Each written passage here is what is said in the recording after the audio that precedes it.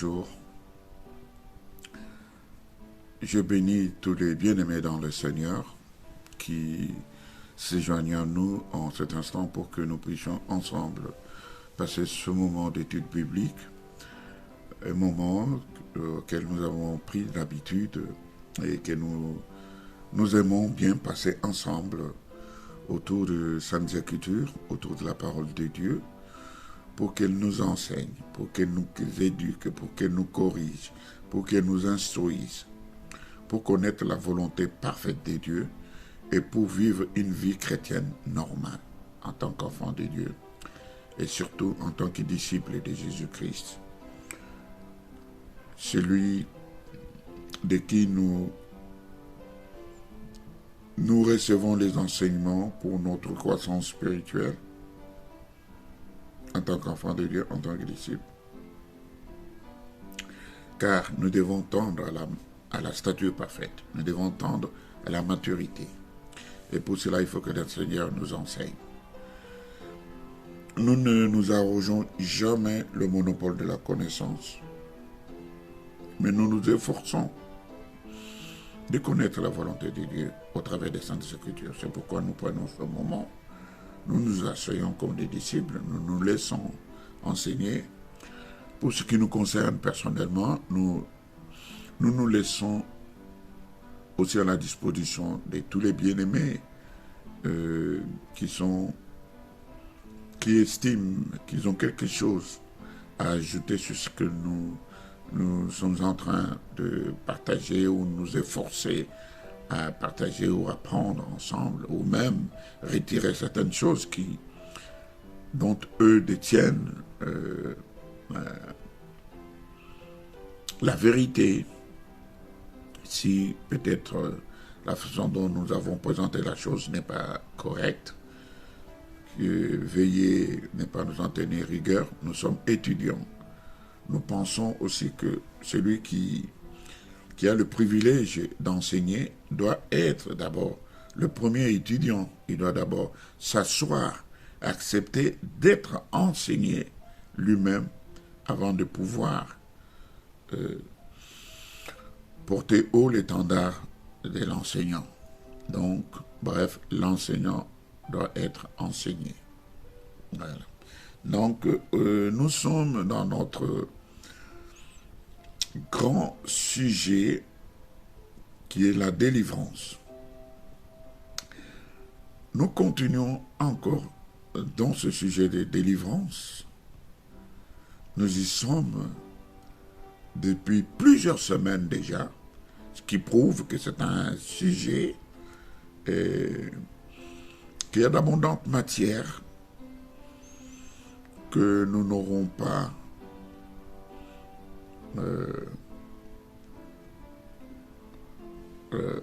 l'arrogance de prétendre tout connaître et tout enseigner. Nous abordons certains aspects de ce grand sujet de délivrance. C'est un sujet très vague, très vague. Et nous ne pouvons pas prétendre tout enseigner. Parce que c'est vrai, il y a des domaines où certains bien-aimés ont une grâce et peuvent présenter les choses mieux que nous, mieux que la façon dont nous sommes en train de les présenter maintenant.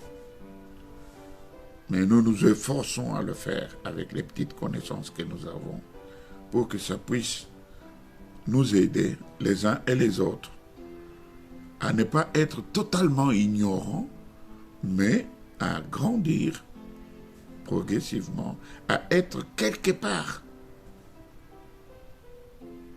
Certainement pas au sommet, certainement pas jouissant de toute la connaissance sur le sujet, mais nous avons le premier souci, c'est de connaître un peu de tout, que de connaître tout d'un seul. Donc, on se dit, voilà, on connaît tous sur la délivrance. Et quoi? On se donne maintenant le ministère. Moi, j'ai le ministère des délivrances. Souvent, nous entendons ça. Ben, nous laissons les uns les autres vouloir être ce qu'ils veulent. Mais les ministères, il y en a 5. Et parmi les 5, il n'y a pas un ministère que le Seigneur a nommé ou a appelé ou a désigné comme étant un ministère de délivrance. Bien, ce n'est pas notre sujet ce soir, ou ce jour, ou ce matin. Mais étant encore et évoluant encore dans la délivrance, nous sommes encore dans les liens volontaires ou les liens personnels. Et dans ces liens, nous avons parlé de plusieurs sous-titres tellement abondants, nous n'en avons pas encore fini. Dernièrement, nous avons parlé du fétichisme, nous avons parlé des guérisseurs. Aujourd'hui, nous allons aborder encore un aspect qui est celui-ci, la sorcellerie. C'est aussi un lien volontaire. Que dire donc de ce lien volontaire? Bon, parce que nous les classons dans la catégorie des liens volontaires ou des liens personnels. Bien-aimés, je veux nous dire ceci, que le diable n'a aucune pitié de la race humaine. C'est vrai, lorsque Dieu l'a précipité, il l'a précipité sur terre. Le diable, c'est un ange, et la Bible nous dit qu'ils sont faits du vent et du feu. C'est ça le corps des anges. C'est un esprit. Et lorsque Dieu a créé l'homme, il l'a placé sur cette terre. Il avait le pouvoir, il avait la domination. Il était un Dieu, il parlait avec Dieu et il avait la capacité de créer, parce que la parole est celle qui a le pouvoir de créer. L'homme, avant sa déchéance, il voyait Dieu, il s'entretenait avec lui. Et le diable était jaloux de voir que l'homme, qui était fait de la poussière de la terre, avait un grand privilège, une grande considération aux yeux de Dieu, à telle enseigne que Dieu avait placé dans l'homme une portion de lui, une portion de son esprit. Et l'homme est la seule créature dont Dieu a rendu témoignage qu'elle a été faite à l'image et à la ressemblance de Dieu. Les anges ne sont pas faits à l'image et à la ressemblance de Dieu. Les animaux ne sont pas faits à l'image et à la ressemblance de Dieu.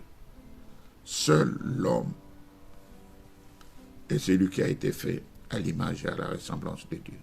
C'est-à-dire, en lui étaient toutes les capacités divines.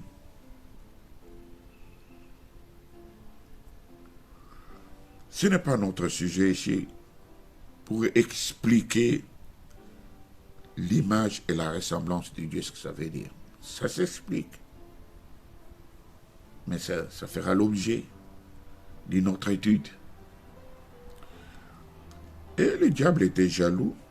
C'est comme ça qu'il vint. Il séduisit la femme. Et par la séduction, il fit tomber la femme dans le péché. Et la femme amena son homme dans cette chute. Et ils furent dépossédés de la domination. Parce que quand Dieu avait créé l'homme, il lui a dit, tu domineras. C'est pourquoi aujourd'hui on nous dit que le monde est sous l'emprise du malin, sous la domination du malin. Parce que l'homme a pris la domination qu'il avait, il a donné ça au diable, qui est venu le tromper, le ruser, le malin. C'est lui le diable. Le tentateur. Tout ça, ce sont ses noms. Ce sont les noms du diable. Et l'homme perdit la domination. L'homme perdit la communion avec Dieu. L'homme perdit le pouvoir. L'homme connut la désobéissance. Et l'homme fut privé de la gloire de Dieu. Il ne pouvait plus voir Dieu. Parce que quand on voyait Dieu, on voyait sa gloire. C'est ainsi que nous nous permettons de dire que le diable, il n'a aucune pitié de la race humaine. Il est jaloux. Il combat les hommes parce qu'il est jaloux de ce que Dieu a mis dans l'homme. Et qu'est-ce qu'il fait alors?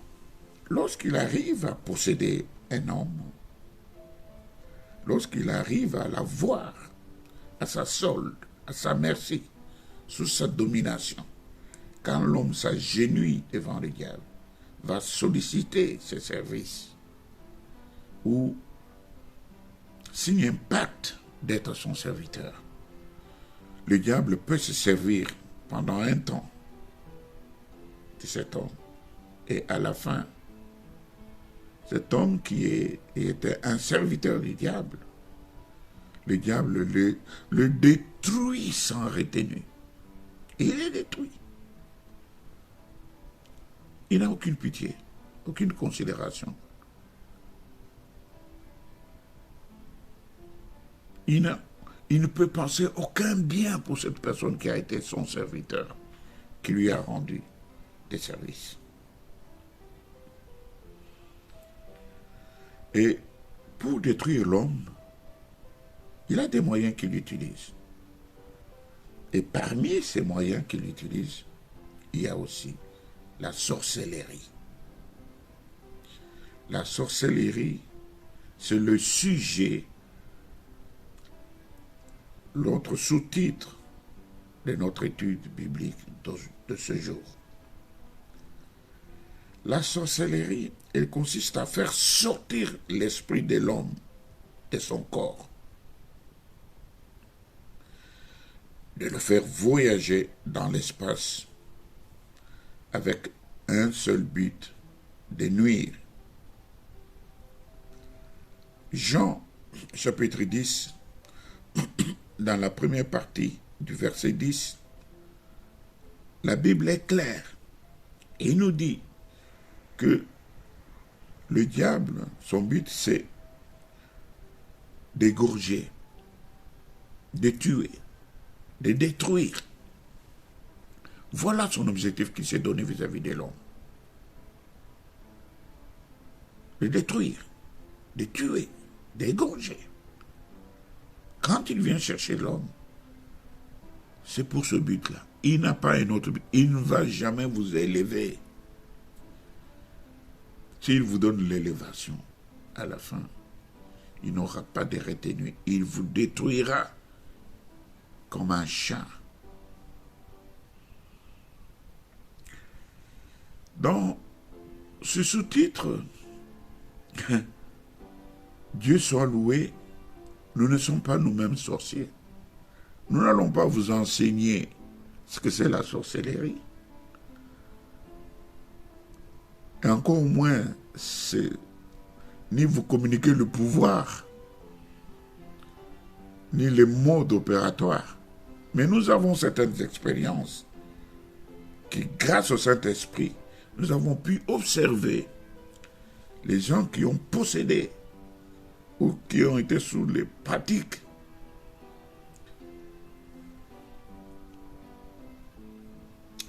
de ces liens spirituels occultes. Nous les avons observés. Nous avons vu la concordance de certains faits, de certains gestes, de certaines pratiques.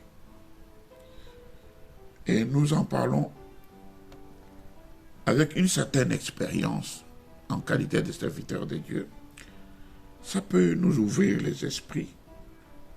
Ça peut, grâce à l'entendement que nous donne le Saint-Esprit, arriver à discerner, voir, comprendre, au travers de ces faits et gestes, qu'une personne peut être soit sous l'emprise de la sorcellerie, ou elle est elle-même sorcière, ou elle est utilisée inconsciemment par la sorcellerie. C'est ce que nous allons nous efforcer de partager, de voir et de comprendre. Ne vous attendez pas que ici nous sommes à l'école de la sorcellerie, que Dieu nous en garde. Et ce qui est important de savoir, que la sorcellerie, elle recherche sa puissance. Elle recherche la puissance au travers d'un esprit, au travers des esprits. Et ce sont ces esprits démoniaques qui communiquent une puissance spirituelle à l'esprit d'un homme. Et l'homme, quand il est possédé dans son propre esprit et de l'esprit de sorcellerie, il le fait soit par un pacte conclu volontairement, parfois involontairement. C'est une puissance. Parce que la puissance a toujours été dans la parole. Et on peut procéder par des incantations, par des formules magiques, par des objets mystérieux. Vous pouvez voir une tige de balai. La personne prend ça. Il dit que c'est un avion. Il prend, il monte dessus et il peut voyager dans des continents éloignés, traversant des fleuves. Nous avons vu plus d'un témoignage de personnes, de sorcières, prises, saisies par la puissance divine, en flagrant délit d'exercice de pratiques sorcières. On les a vus soit nus, on les a vus soit tomber dans le feu, soit tomber dans les eaux, et ils prétendent que leur carburant était épuisé. C'est souvent quand ils sont attrapés que eux-mêmes nous révèlent qu'oh non, je me trouve ici parce que mon carburant était épuisé. Mais comment toi, tu peux aller à une distance au-delà de la contenance, soi-disant de ton réservoir? Tu ne sais pas calculer, tu n'as pas une jauge qui t'indique que quand tu vas jusqu'au-delà des continents, ton carburant ne suffira pas. C'est pour dire que Dieu est au-dessus de la sorcellerie. Parce qu'on arrive à captiver ces gens avec la prière, de les faire descendre dans les airs, dans le monde des esprits où ils sont, jusqu'à les faire chuter par terre. Parfois nus, parfois ils se transforment en bêtes. Ça aurait été possible, je vous aurais lancé une image. Dans une province d'un pays africain bien connu, que je connais personnellement, le policier a attrapé et nommé une femme. Lui, il faisait sa patrouille. Il entend derrière un bruit,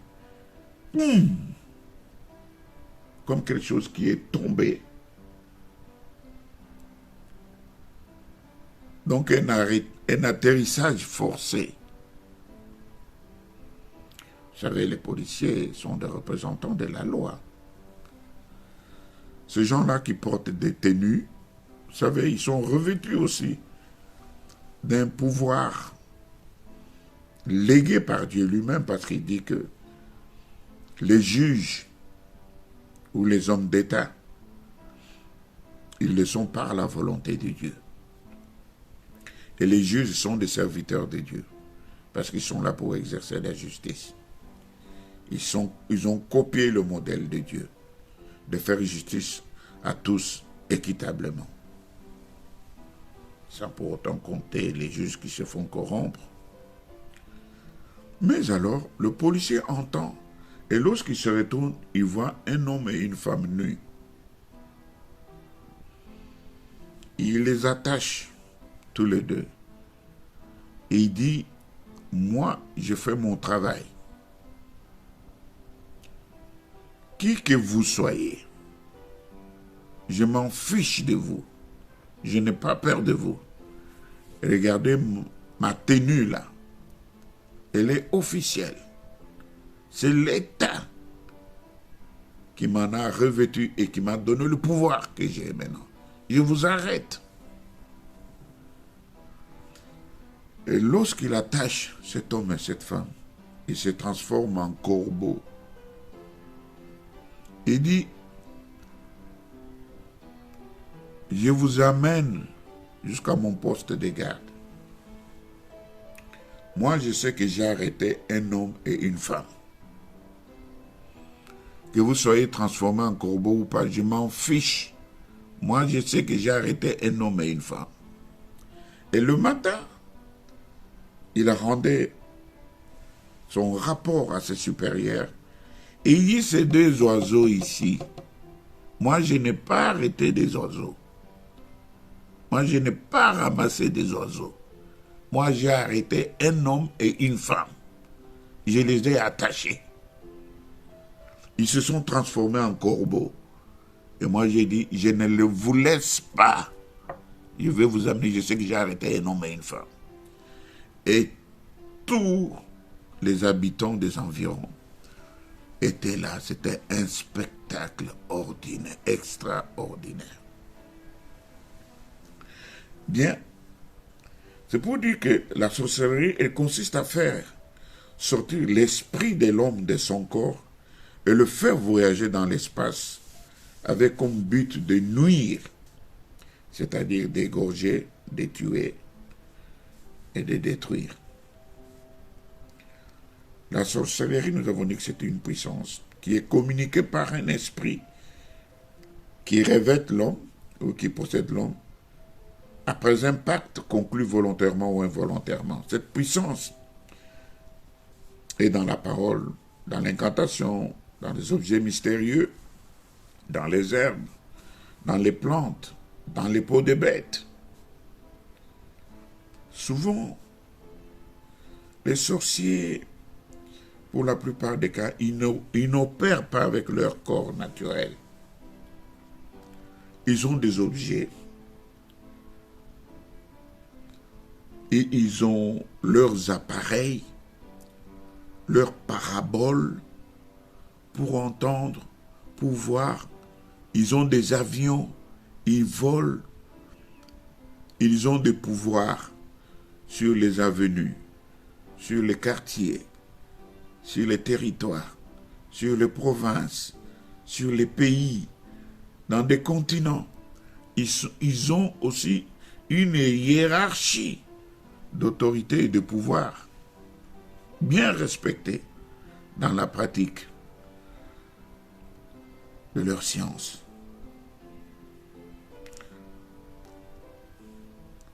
Et on peut voir même certains sorciers qui ont sous leurs ordres des animaux. Et nous pouvons bien voir que c'est des animaux, mais ce sont des démons. Ils peuvent être invisibles. Mais vous voyez des animaux, mais or ce sont des démons. Il peut les utiliser pour voler, pour attaquer, pour tuer, pour infliger des maladies. Pendant les nuits, pendant des moments où ils ont la capacité de voler, de circuler, de le faire à l'insu de la conscience humaine, parce que ce sont des esprits. Et ils les font dans l'esprit.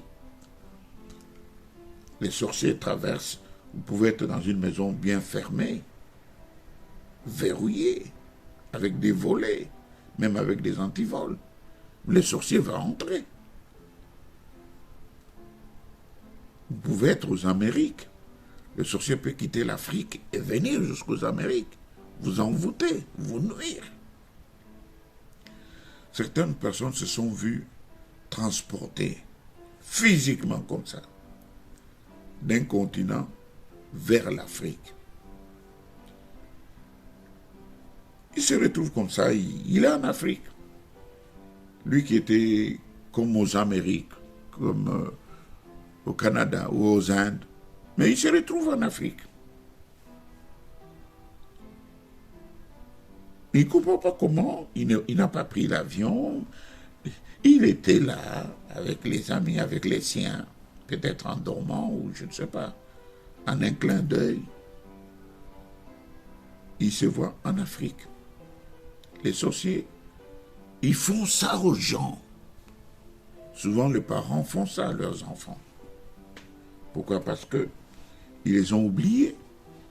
Ils ne les assistent pas. Ils ne les aident pas. C'est une science qui a le pouvoir de nuire, de détruire, de tuer. Vous voyez, de voler, d'attaquer, d'infliger des souffrances, des maladies, des peines.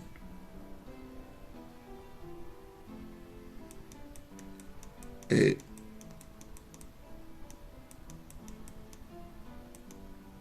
nous pouvons nous poser une question. Comment devient-on sorcier? Souvent, la sorcellerie se transmet aussi par le lien des sang. Vous allez voir un grand-parent qui transmet la sorcellerie à ses enfants, qui la transmet à ses petits-enfants. Donc, le lien de sang. Mais tellement le mal s'est accru, maintenant vous pouvez voir des personnes qui ne sont pas de votre lignée, qui ne sont pas de votre tribu, qui ne sont pas de votre village, venir vous ensorceler. Et il fait de vous un sorcier. Et vous commencez à nuire sous ses ordres. Vous devenez son agent. Autrefois, la sorcellerie se transmettait que selon une lignée familiale, par un lien de sang, par l'héritage. Donc la sorcellerie s'est héritée de père en fils, ainsi de suite. Comment peut-on aussi devenir sorcier? On peut aller acheter un article, accidentellement, un objet, mais qui est chargé de substances ou du pouvoir sur les sorcelleries. On peut aller voler un article qui est un objet de sorcellerie. En volant ou en achetant un tel article, automatiquement, vous devenez sorcier. Comment peut-on aussi devenir sorcier?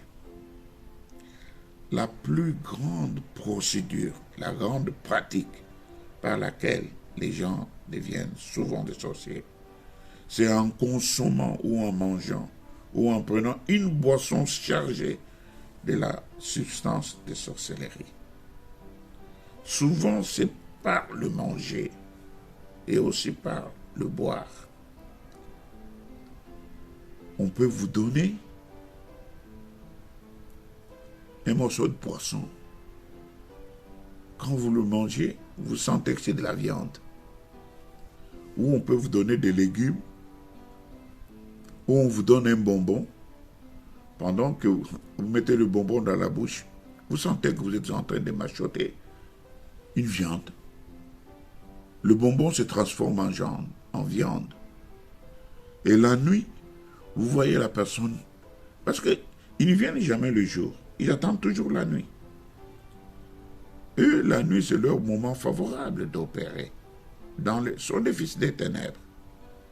Ils n'attendent que dans les ténèbres pour opérer. Et vous allez voir la personne qui vous avait donné le bonbon venir vous dire, bon écoutez, venez, on va aller faire une balade. Il vous tire de votre lit. Ceux qui sont dans la maison avec vous, vous voyez votre corps endormi là-bas, mais eux viennent, ils prennent votre esprit, ils partent avec vous, ils vous montrent tout le bonheur, toute la gloire qu'il y a dans le monde des sorciers. Ils vous promettent des grades, des promotions, le pouvoir, des biens. Ils peuvent même vous marier là-bas. Vous pouvez être un homme ou une femme. Ils vous donnent un conjoint avec lequel vous allez commencer à avoir des enfants. Des enfants des esprits. Ce pas des enfants normaux comme ça. Parce que, naturellement, vous pouvez avoir 6 ans, 8 ans, mais dans la sorcellerie, vous avez des enfants avec votre conjoint. Est-ce que vous comprenez cela? Donc, chez eux, là, il n'y a pas ni enfant ni vieillard. Vous comprenez que c'est dans le monde des esprits. Même celui que vous voyez comme un enfant qui a 2 ans ou 3 ans, dans le monde de sorcellerie, ça peut être un roi qui est vénéré par même des vieillards que vous voyez dans le village. Celui que vous voyez comme enfant là a été intronisé roi. Et des vieillards qui se prosternent et qui sont sous ses ordres. Vous voyez dans ce monde-là ce qui s'est fait. Et je disais que c'est en consommant ou en buvant des boissons contenant des substances de sorcellerie. Ça peut être par le fait du hasard, soit du fait de la volonté même d'une tierce personne, celle qui a décidé de vous nuire ou de vous envoûter, de vous rendre sorcier.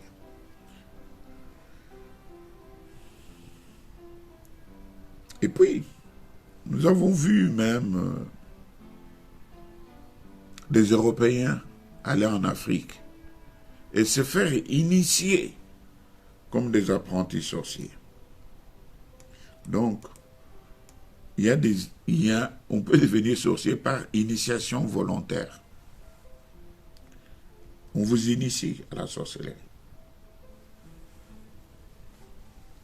Souvent aussi, en Afrique, beaucoup de chefs traditionnels sont des sorciers. Comme les chefs du village, les chefs coutumiers, ou les responsables des familles, les chefs coutumiers, les chefs des familles, les chefs des tribus. Souvent, ces gens-là sont dotés d'un pouvoir de sorcellerie. La sorcellerie n'a jamais été quelque chose de bien. Son but, c'est toujours de nuire. Même si vous voyez, le chef des familles dit que Moi, ma sorcellerie, c'est pour vous protéger.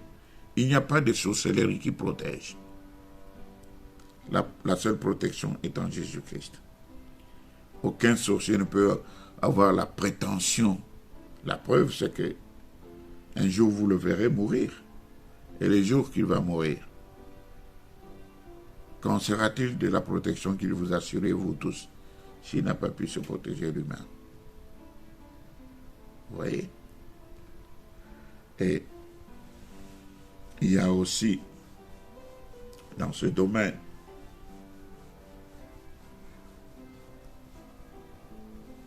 le fait d'avoir une union intime, c'est-à-dire un rapport sexuel avec un sorcier. Il peut vous le transmettre par ce lien-là. Vous pouvez devenir sorcier. Alors c'est un esprit. Vous êtes en train de vous unir avec un esprit mauvais, un esprit malin. Et il peut déverser en vous toutes les substances démoniaques pour que vous soyez sa captif. Vous pouvez, sans le savoir, avoir un ami, un membre de famille qui est sorcier. Vous enviez ses vêtements, vous allez les lui demander, j'ai une sortie, j'ai une fête, pourriez-vous me donner votre tenue? Ou même vous-même, vous prêtez vos vêtements à un sorcier. Il va aller les envoûter. Et en portant aussi les habits des sorciers, le sorcier vous envoûte. Vous devenez sorcier. Parce que tout ce que le sorcier a, ce ne sont pas des choses ordinaires. Ce sont des outils, des instruments de travail. Et il peut s'en servir pour envoûter, pour ensorceler, pour nuire. Ce sont des esprits mauvais, impurs, démoniaques. Ce sont des démons.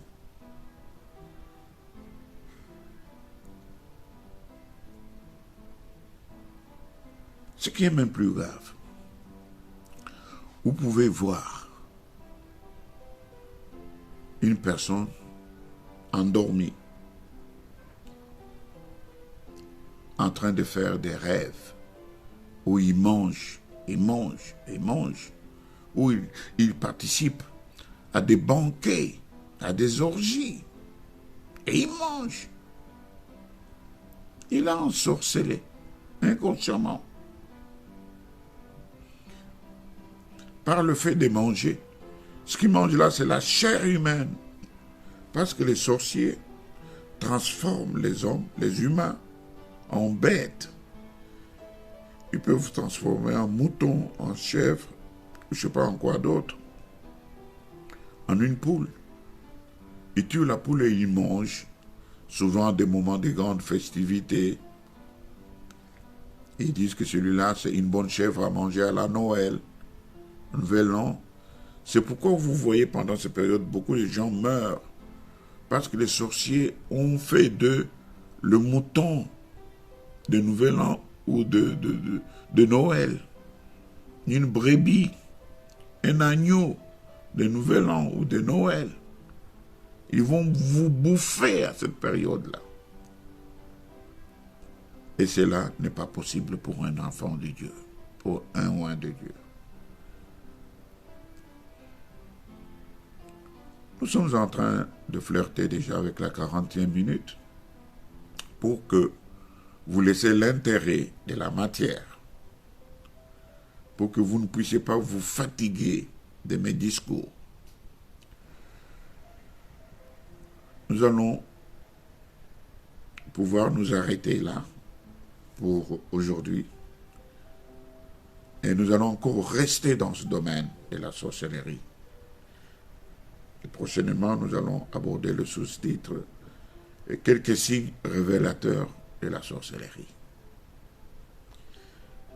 Et nous allons le voir selon différentes catégories, selon les adultes, selon les jeunes personnes, selon les enfants, et la sorcellerie au niveau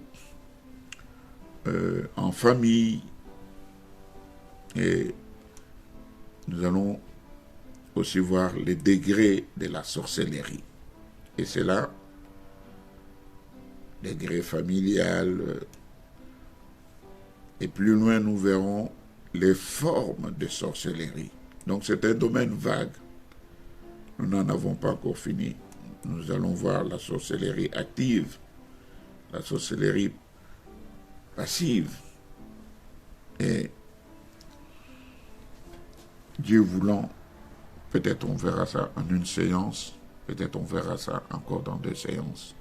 Nous devons bien connaître cette science qui nuit beaucoup, qui est au niveau de l'esprit, qui ne pardonne pas, qui est en train de ronger nos foyers, de détruire nos enfants, des parents. Vous savez, qu'est-ce qui se passe chez le sorcier? Toute personne à qui on donne la sorcellerie, on lui enlève la pitié. C'est pourquoi vous allez voir un enfant bouffer ses propres parents, sacrifier ses propres frères. Ou vous allez voir un parent sacrifier les enfants sortis de son sein. Pourquoi? Parce que la sorcellerie, on lui a ôté la pitié. Mais on a remplacé cela par un cœur de pierre, un cœur haineux, un cœur jaloux, un cœur voleur, un cœur tueur, un cœur destructeur.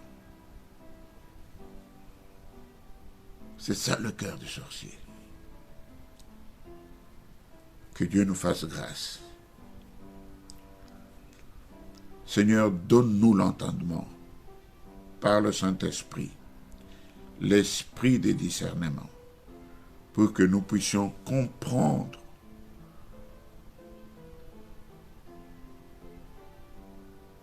toutes les astuces, toutes les voies, toutes les flèches enflammées qui peuvent nous être tirées de n'importe quel monde que ce soit, de n'importe quel ciel que ce soit, pour les détruire, pour les anéantir, pour les réduire en néant, les rendre nuls et sans effet dans nos vies, dans la vie de nos enfants, dans la vie de nos parents, dans la vie de ton Église. J'asperge le sang de l'agneau, le sang de Jésus-Christ, qui nous couvre et qui nous protège contre toutes ces attaques que je rends nulles et sans effet. Au nom de Jésus-Christ de Nazareth. Amen. Je maudis la sorcellerie. Je maudis l'esprit de sorcellerie. Je maudis tous les agents du diable qui agissent par l'esprit de sorcellerie. Votre place est dans des lieux arides. Vous attendez de vivre dans les abîmes des ténèbres jusqu'à ce que vous serez jetés en enfer au dernier jugement. Que le sang de Dieu soit gardé entre les mains de Jésus-Christ. Car le sang protège. Il est le bouclier par excellence.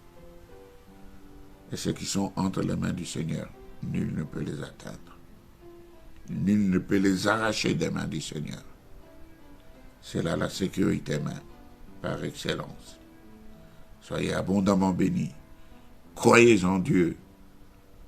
Croyez dans le Seigneur. Croyez dans ses serviteurs. Que la grâce du Seigneur surabonde sur vous. Au nom de Jésus-Christ. Amen.